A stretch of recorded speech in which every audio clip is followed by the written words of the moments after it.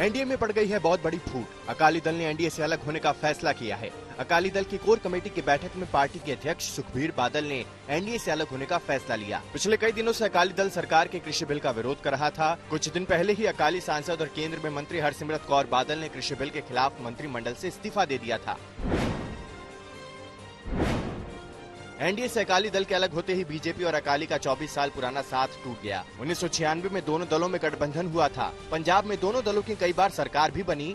माना जा रहा है कि अकाली दल लंबे समय से पंजाब में अपने खिसकते जनाधार को लेकर चिंतित थी। साल 2017 के विधानसभा चुनाव में अकाली दल कांग्रेस और आम आदमी पार्टी के बाद तीसरे नंबर पर रही थी। उसे सिर्फ 18 सीटें मिली थी। किसान अकाली दल का मुख्य जनाधार रहे हैं। शिरोमणि अकाली दल के अध्यक्ष सुखबीर बादल ने एनडीए से अलगाव की जानकारी ट्विटर के जरिए भी दी। बादल ने ट्वीट किया, शिरोमणि अकाली दल कोर कमेटी ने सर्वसम्मति से फसलों के न्यूनतम समर्थन मूल्य पर वैधानिक गारंटी देने से इनकार, केंद्र के अड़ियल रुख और पंजाब और सिखों से जुड़े मुद्दों के प्रति असंवेदनशीलता के खिलाफ बीजेपी अगुवाई वाली एनडीए से अलग होने का फैसला लिया है। पंजाब की गरीब की किसान की पार्टी है। मैं सारे नूं बेनती करदा कि सारे इकट्ठे होकर लड़ो। हर इंसान अपना डायरेक्शन एक अलग न करिए, क्योंकि लड़ाई लंबी होनी है। इकट्ठे होकर लड़ सकते हैं।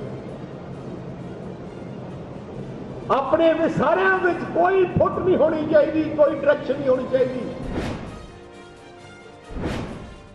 एनडीए से अकाली दल के अलग होने के फैसले पर पंजाब के मुख्यमंत्री कैप्टन अमरिंदर सिंह ने कहा है कि अकाली दल ने सियासी मजबूरी में ये फैसला लिया है। कैप्टन अमरिंदर सिंह ने कहा कि अकाली दल के इस फैसले का नैतिकता से कोई लेना देना नहीं है। अकाली दल के पास कोई विकल्प नहीं था, क्योंकि भारतीय जनता पार्टी पहले ही साफ कर चुकी थी कि कृषि बिल की अच्छाई से किसानों को आश्वस्त न करा पाने के लिए अकाली दल ही दोषी है।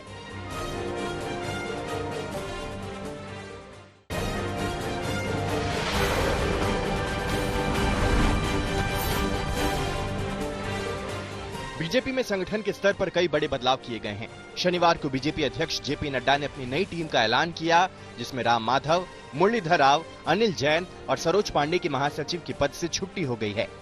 नई टीम में ज्यादातर युवा चेहरों को जगह दी गई है। बीजेपी में पहली बार 12 राष्ट्रीय उपाध्यक्ष भी बनाए गए हैं।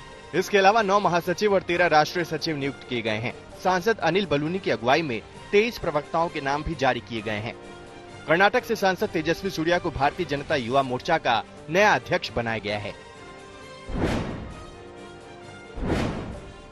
महाराष्ट्र के पूर्व सीएम देवेंद्र फडणवीस और शिवसेना सांसद संजय राउत की एक मुलाकात को लेकर महाराष्ट्र में सियासी अटकलबाजियों का दौर शुरू हो गया है।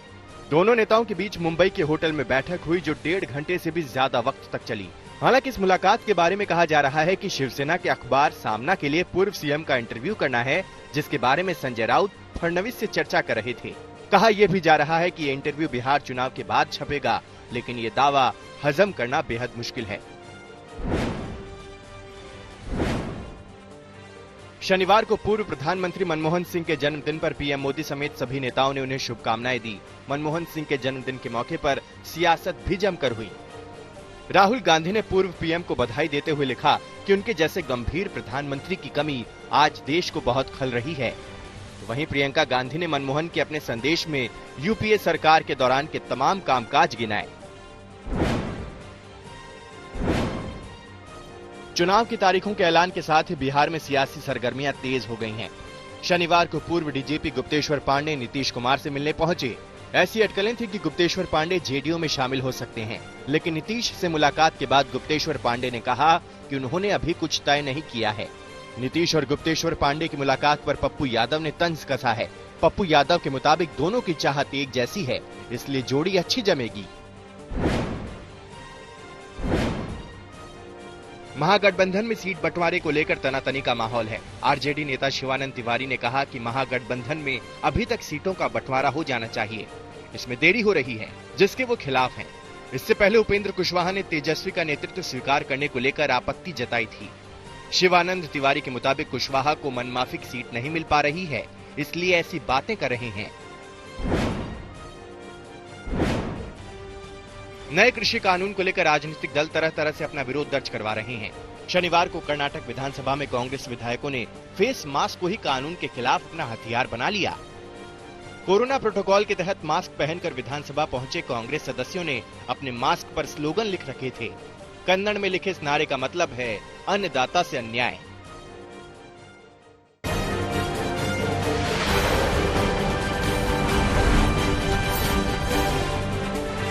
प्रधानमंत्री नरेंद्र मोदी ने शनिवार को संयुक्त राष्ट्र महासभा को संबोधित किया। वीडियो कॉन्फ्रेंसिंग के जरिए दिए गए संबोधन में पीएम मोदी ने यूएन में भारत की स्थायी सदस्यता को लेकर जोरदार तरीके से अपनी बात रखी। पीएम मोदी ने सवाल उठाया कि भारत यूएन के संस्थापक देशों में से एक है, लेकिन उसे अभी तक नीतिगत फैसले लेने का दर्जा नहीं दिया जा रहा है। पीएम ने कहा कि यूएन में बदलाव समय की सबसे बड़ी मांग है। भारत के लोग संयुक्त राष्ट्र के रिफॉर्म को लेकर जो प्रोसेस चल रहा है उसके पूरा होने का बहुत लंबे समय से इंतजार कर रहे हैं। पिछले करीब 6 महीने से पूरी दुनिया कोरोना महामारी से जूझ रही है। इस दौरान वैश्विक स्तर पर सामूहिक प्रयास के तौर पर यूएन की भूमिका कहीं देखने को नहीं मिली। पीएम मोदी ने इस पर भी सवाल उठाया। साथ ही प्रधानमंत्री ने भारत की कोरोना से जंग का फायदा पूरी दुनिया को मिलने का भरोसा भी दिलाया। विश्व के सबसे बड़े वैक्सीन उत्पादक देश के तौर पर आज मैं वैश्विक समुदाय को एक और आश्वासन देना चाहता हूं। भारत की वैक्सीन प्रोडक्शन और वैक्सीन डिलीवरी क्षमता पूरी मानवता को इस संकट से बाहर निकालने के लिए काम आएगी।